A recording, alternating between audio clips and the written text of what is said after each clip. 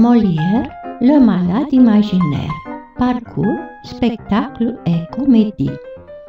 Jean-Baptiste Poquelin, dit Molière, est un comédien et dramaturge français baptisé le 15 janvier 1622 à Paris, où il est mort le 17 février 1673. Issu d'une famille de marchands parisiens, il s'associe avec une dizaine de camarades pour former la troupe de l'illustre théâtre. Molière, le malade imaginaire, comédie-ballet en 3 actes, 1673. Le malade imaginaire est la dernière œuvre dramatique écrite par Molière, une comédie-ballet en 3 actes et en prose, créée le 10 février 1673 par la troupe du roi sur la scène du Palais Royal à Paris avec une musique de scène composée par Marc-Antoine Charpentier et des ballets réglés par Pierre Beauchamp. Personnage de la comédie. Argan, malade imaginaire. Il est vêtu en malade. De gros pas, des mules, un haut de chausses étroit, une camisole rouge avec quelques guéons en dentelle, un mouchoir de cou à vieux passement négligemment attaché, un bonnet de nuit avec la coiffe à dentelle. Béline, seconde femme d'Argan. Angélique, fille d'Argan et amante de Cléante. Louison, petite fille d'Argan et sœur d'Angélique. Bérault, frère d'Argan, un habit de cavalier modeste. Cléante, amant d'Angélique, il est vêtu galamment et en amoureux. Monsieur Diafoirus, médecin. Thomas Diafoirus, son fils et amant d'Angélique. Monsieur Burgon, médecin d'Argan. Ces 3 personnages sont vêtus de noir et en habit ordinaire de médecin, excepte Thomas Diafoirus, dont l'habit a un long collet uni. Ses cheveux sont longs et plats, son manteau passe ses genoux et il porte une mine tout à fait niaise. Monsieur Florent, apothicaire. Il est aussi vêtu de noir ou de gris brun, avec une courte serviette devant soi et une seringue à la main. Il est sans chapeau. Monsieur Bonnefoy, notaire. Toinette, servante. Résumé de la pièce. La pièce tourne autour d'Argan, le malade imaginaire éponyme. Il est veuf et a épousé en seconde noces Béline, qui simule des soins attentionnés, mais n'attend en réalité que la mort de son mari pour hériter.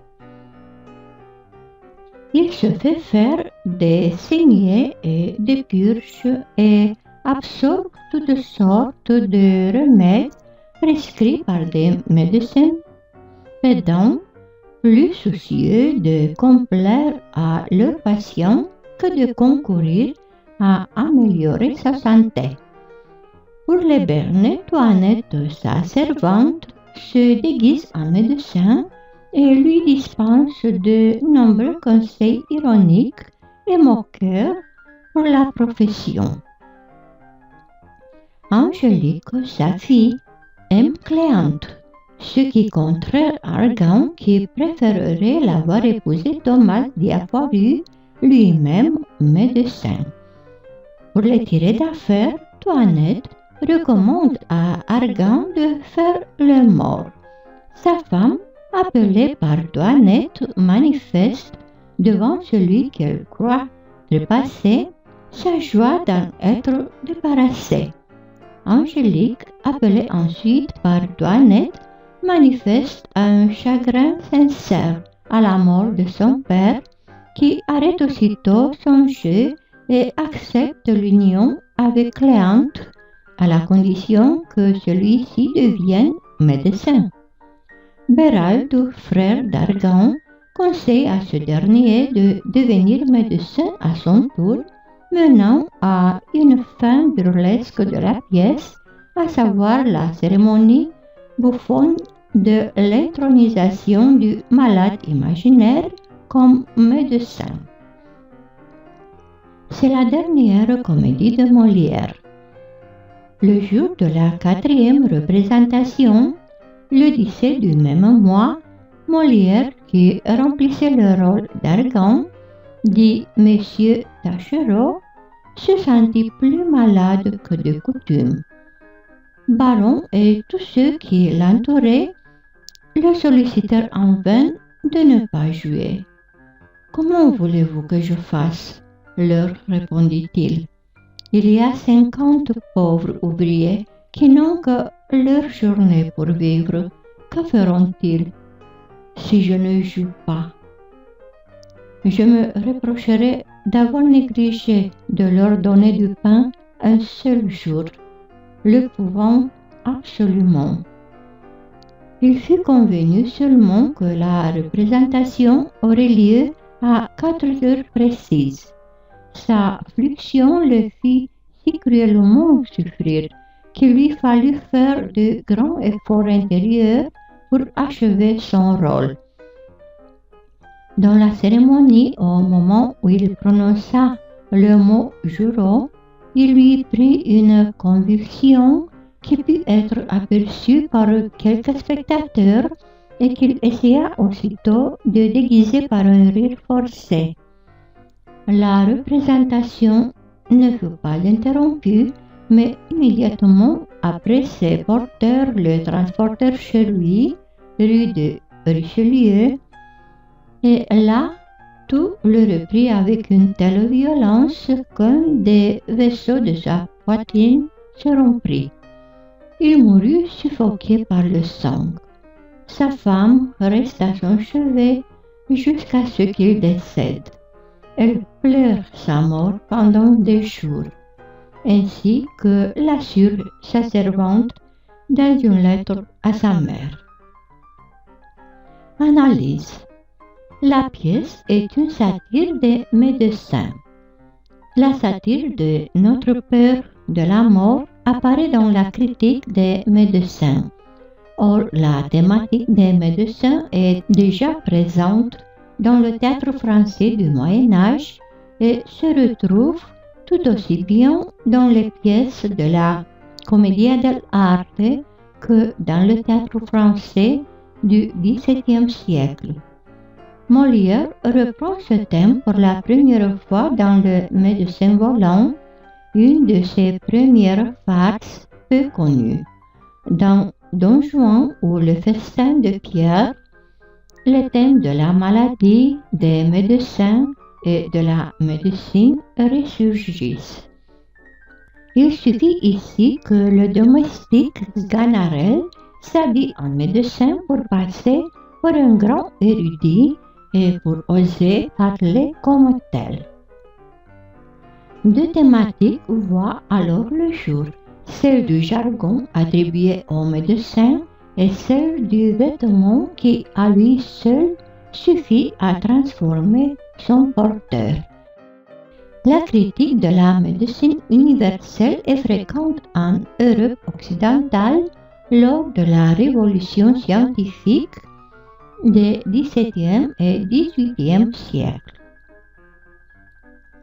Autre prologue. Scène première. Une bergère chantante. Votre plus haut savoir n'est que pure chimère. Vain et peu sage, médecin, vous ne pouvez guérir par vos grands mots latins la douleur qui me désespère. Votre plus haut savoir n'est que pure chimère. Hélas, hélas, Je n'ose découvrir mon amoureux martyr, au berger pour qui je soupire et qui seul peut me secourir. Ne prétendez pas le finir, ignorant médecin. Vous ne sauriez faire. Votre plus haut savoir n'est que pure chimère. Ces remèdes plus sûrs dont le simple vulgaire croit que vous connoissez l'admirable vertu, pour les mots que je sens n'ont rien de salutaire, et tout votre cachet ne peut être reçu que d'un malade imaginaire. Votre plus haut savoir n'est que pure chimère, vain et peu sage médecin. Rire de la mort. Une des thématiques importantes d'une maladie imaginaire est le rire sur la mort, qui est récurrente. Argan a peur de mourir. Les amants, Angélique et Cléante, songent au suicide si jamais ils sont séparés. La plus jeune fille d'Argan fait semblant de mourir pour échapper à la correction. Et point d'orgue, Argan feint la mort afin de connaître les vrais sentiments de sa femme et de sa fille aînée. La musique dans la pièce. La comédie de Molière était donnée initialement avec des intermèdes musicaux à la fin de chaque acte, y compris l'intronisation finale d'Argan à la médecine. Cléante et Angélique chantent une courte pièce au début du deuxième acte. Marc-Antoine Charpentier a composé plus qu'une musique de scène. Après Charpentier et ses déboires, d'autres compositeurs s'essayèrent dans l'illustration musicale de la pièce. On peut citer l'ouverture composée par Jacques Offenbach, alors directeur de la musique de la Comédie Française. Au XXe siècle, d'autres compositeurs sont mis à contribution. Voltaire a dit de Malade imaginaire. C'est une de ces farces de Molière dans laquelle on trouve beaucoup de scènes dignes de la haute comédie. Geoffroy a dit à son tour, avec beaucoup de raison, et répondant à Voltaire. Il faut retourner ce jugement. Le Malade imaginaire n'est pas une farce, c'est une excellente comédie de caractère, où l'on trouve à la vérité quelques scènes qui se rapprochent de la farce, et même si la pièce était jouée décemment et sans charge, comme elle doit l'être, il n'y aurait qu'une scène de farce, celle du déguisement de Toinette en médecin. Dans cette pièce, qu'on voudrait fléter au nom de farce, on voit combien l'amour désordonné de la vie est destructeur de toute vertu morale. Argan, voué à la médecine, esclave de M. Purgon, est aussi un époux sot et dupe, un père injuste, un homme dur, égoïste, colère. Avec quelle énergie et quelle vérité l'auteur trace le tableau des caresses perfides d'une belle-mère qui abuse de la faiblesse d'un imbécile mari pour dépouiller les enfants du premier lit. Quelle décence, quelle raison, quelle fermeté dans le caractère d'Angélique. Cette comédie est l'image fidèle de ce qui se passe dans un grand nombre de familles. Enfin, l'auteur a osé y attaquer un des préjugés les plus universels et les plus anciens de la société. Il a osé y combattre les deux passions qui font le plus de dupes, la crainte de la mort et l'amour de la vie. Il a bien pu les persifler, mais hélas, il était au-dessus de son art de les détruire. Les usages qui ont leur force dans la faiblesse humaine bravent tous les traits du ridicule.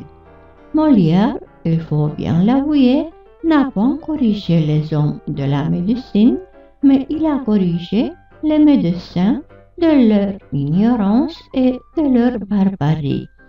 Les représentations du malade imaginaire ne diminuaient pas le crédit des médecins de la cour.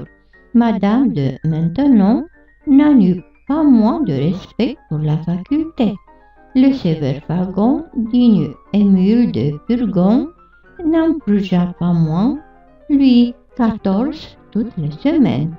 Les jours de médecine du monarque n'en furent pas moins de jours solennels, de jours d'étiquette.